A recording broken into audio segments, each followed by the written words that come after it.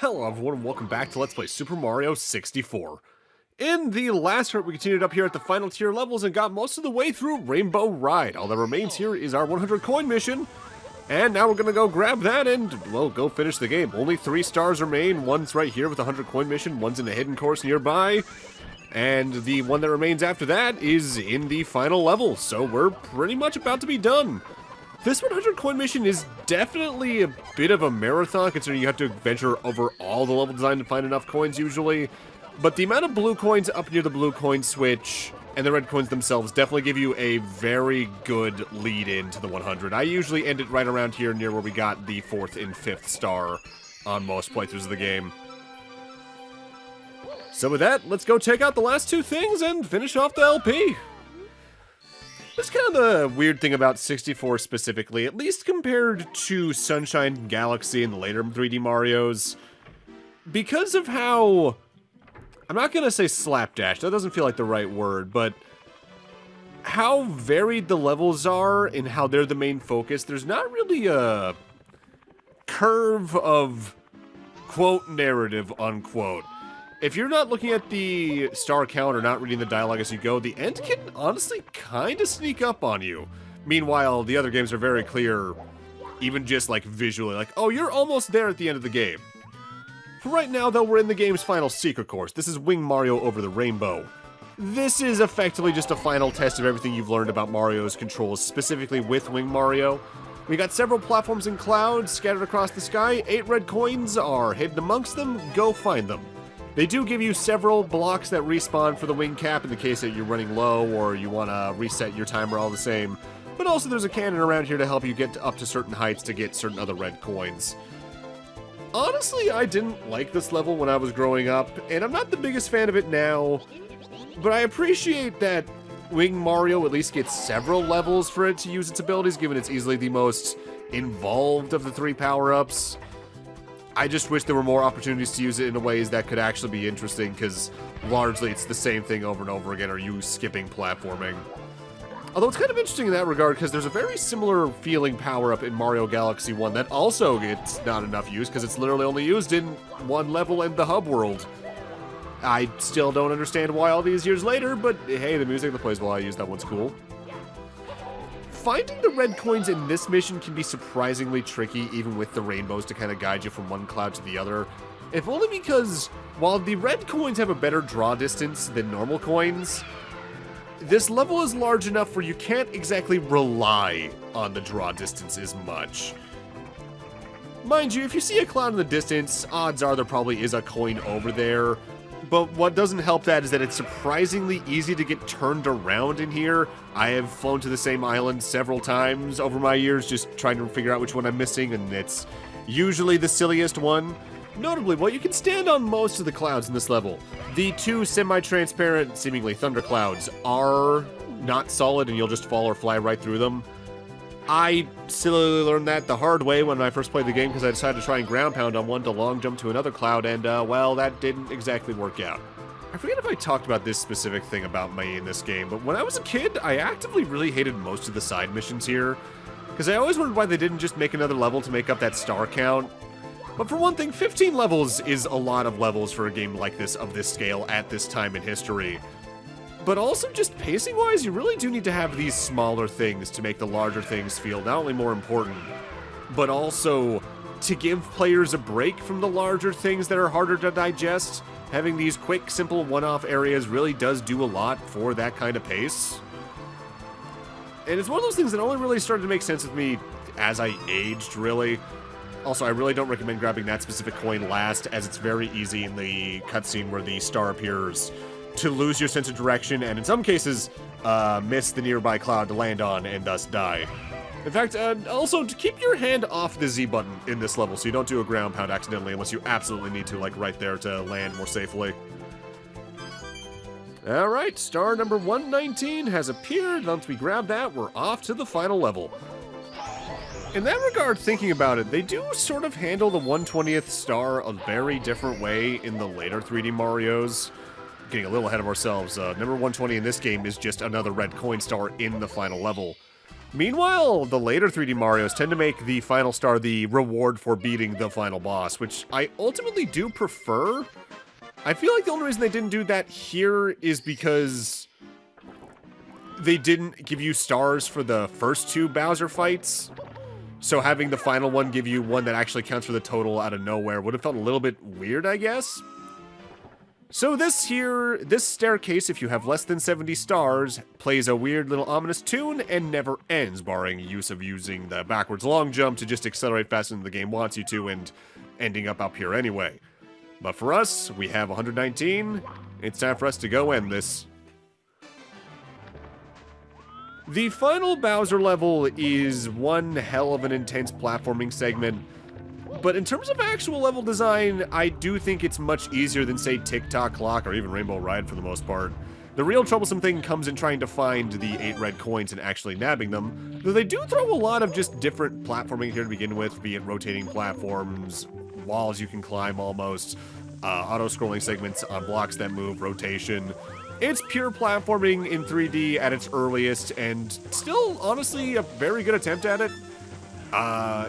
What's interesting to me is that in a lot of regards, these specific levels feel the closest in energy to what would become the floodless levels in Sunshine, and thus some levels in Galaxy for that matter as well. And I always enjoy these levels a lot more than the Collectathon stuff, but I think that largely comes into the fact that, as we covered prior, I just prefer my platformers to be more structured levels than sandboxy type things.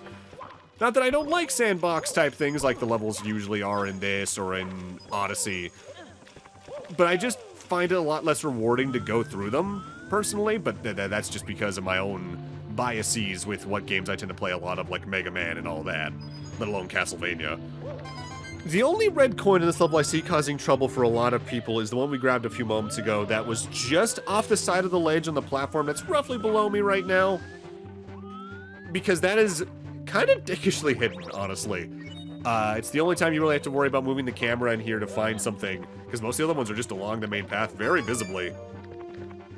But at the same time, I kind of enjoy the almost troll-like nature of that.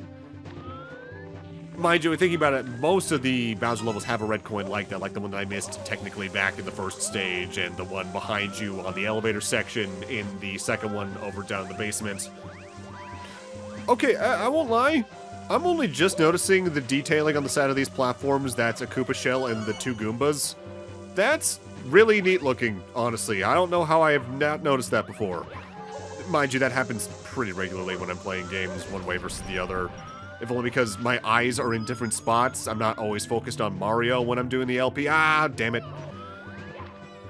Falling in this level can definitely be a little costly still, as there is still a bottomless pit below you for most of it, but because of how this level is kind of sandwiched on top of itself, you seldom ever fall too far to lose a life, really. Also worth noting, I don't think I've talked about this part yet, when you die in a Bowser fight in this game, you usually just get sent to right back outside it in the Bowser level. So if you die in the upcoming final boss, for instance, you just get sent out right about here. There is star number 120, thus we now have them all. Thus it's time for the final boss, sort of. See, when we go into the pipe, I'm actually going to jump cut to after I beat the game to showcase your reward for 100%. Namely, here in Peach's courtyard, this cannon is now open. So we can use it to shoot anywhere in here, but more notably, we want to shoot up to the roof of the castle and explore around there. If only because it's the only thing that you really can't reach without Mario's just jumping skills. What do we got up here? Well, we got a wing cap, some extra lives, and a certain green dinosaur. Howdy do, Yoshi. I love this character model for you. I kind of wish they used it a little more often, honestly. Mario, is that really you? It's been so long since our last adventure. They told me that I might see you if I waited here, but I just about given up hope. Is it true? Have you really beaten Bowser and restored the stars to the castle? And saved the princess? I knew you could do it. Now I have a very special message for you. Thank you for playing Super Mario 64. This is the end of the game, but not the end of the fun. We want you to keep on playing, so we have a little something for you. We hope that you like it. Enjoy, the Super Mario 64 team. For talking to Yoshi after beating the game and getting all 120 stars, not only do your lives get capped at a total of 99, you also get an invincible triple jump. Is it super useful? No, consider you have everything by this point, but the fact that you have it is itself the reward, and it is kind of fun just playing around with it here and again. With that said, most of the time I play the game, I just get this and immediately shut the game off because I've done everything. But when you're a kid and you just don't want the fun to stop, it's easy to go back into levels and just replay ones you like with this and all that. For the first adventure in 3D, I'd say it's a nice little reward to get for 100%. With that said, let's go back into hell and find the final boss, shall we?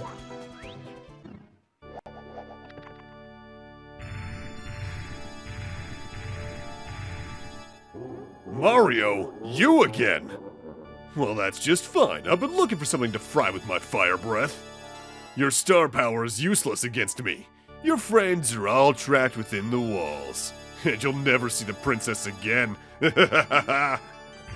Bowser definitely brings his best fight here in the final boss on top of the green lighting. Because not only can he now jump and send out shockwaves, but his fire breath is a little more active and that it'll actually try to seek you down after it explodes. But also, get this, he has more than one health.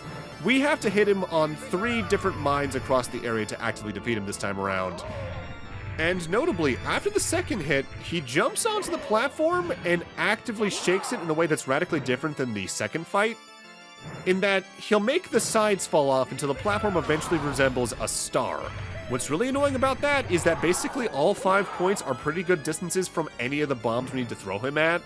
So you can't exactly rely on just kind of coasting him to a nearby bomb like I'm doing right here at that point. You need to actively try to throw him into them. And if you've been having trouble with throwing him already in the game, this is where the game has just a weirdly sudden difficulty spike, and I'm not the biggest fan of the mechanic because of that. With that said, it's still not that hard of a fight. It can definitely be intense, especially if you get low on health because he does a lot of damage, but I'd say it really took until probably Galaxy to have a decently hard Bowser final boss. For the game in question, at least. I'd say ultimately probably Bowser's hardest fights are in some of the RPGs, honestly, if only because he can get really tanky in some of them. Hi, Dream Team!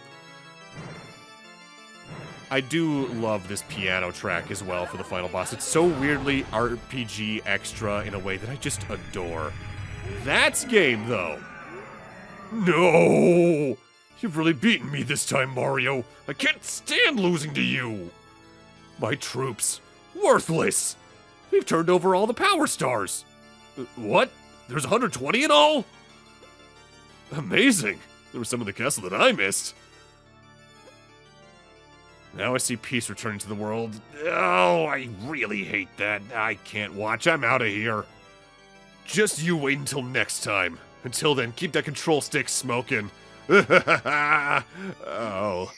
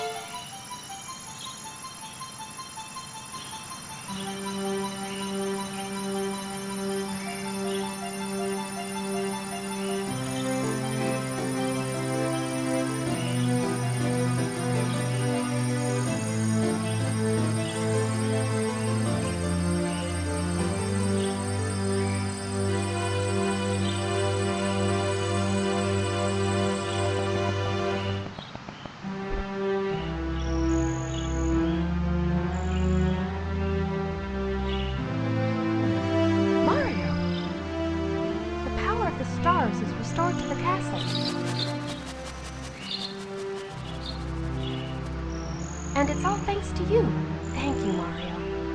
We have to do something special for you.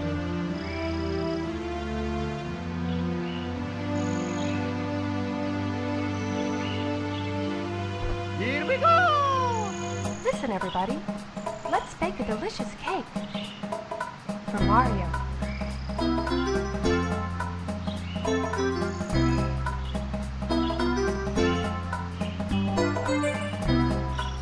Mario!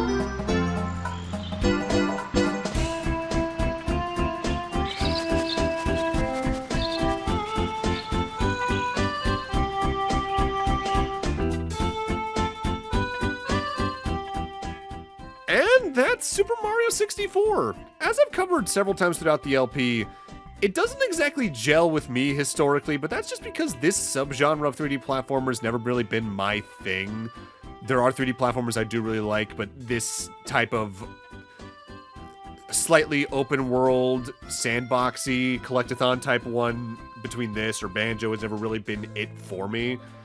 But I can never deny that, for one thing, this game is fun and just a joy, especially the soundtrack. This credits theme is one of my favorite songs on the N64 and in Mario's history, period. But also, it's just such an incredibly important game.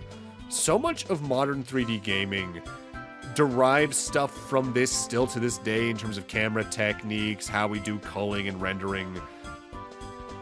And given the amount of games it directly inspired in the following years, to say it's a trendsetter is an absolute understatement. It's still a really fun game, it's just not a Mario game I go back to too often, but as I've already covered in the LP, there's also not many 3D Mario games I do that with to begin with. If you want to play it nowadays, there are still a good amount of ways you can play it. You can just find an N64 copy, and they're usually pretty cheap. You can find the DS release, which I think is a little more expensive nowadays. Future me, check me on that, please. And there is technically a version of this on the Switch, but good luck finding it nowadays because it was the limited release Mario 3D All-Stars, which, well, let me put it like this. During that week break I mentioned I took earlier in this LP, I was in Canada, and I saw a copy of 3D All-Stars at a local store there for like 90 to 100 Canadian, I want to say something about. I wasn't really looking at that because I was looking more at the PS3 games going, ooh, that's an RPG I don't own yet. Largely, I do, as I've mentioned, tend to go for like Odyssey or the Galaxy duology first whenever I revisit 3D Mario, but this one is still really easy to get into. I'm just not a fan of how some of the levels are set up, especially towards the end game. I think roughly the basement is where I find myself having the most fun in this specific entry. Which, hey, that's still a pretty hearty chunk of the game, honestly. I do wish the power-ups mattered a little more, beyond them just being glorified keys for certain stars. The wing cap's the only one you can really use in a variety of ways, technically, doing the one thing it does really well.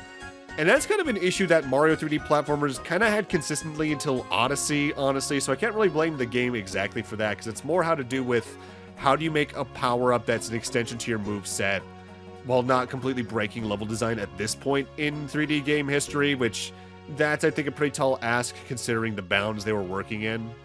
I'm ultimately still just very glad this game exists the way it does. Thank you so much for playing my game. And thank you guys so much for watching. With that, I'm going to need to end this LP off here. Thank you guys for watching. Have a great night. Take care. And I'll see you guys next Let's Play, whatever that may be. See you guys then.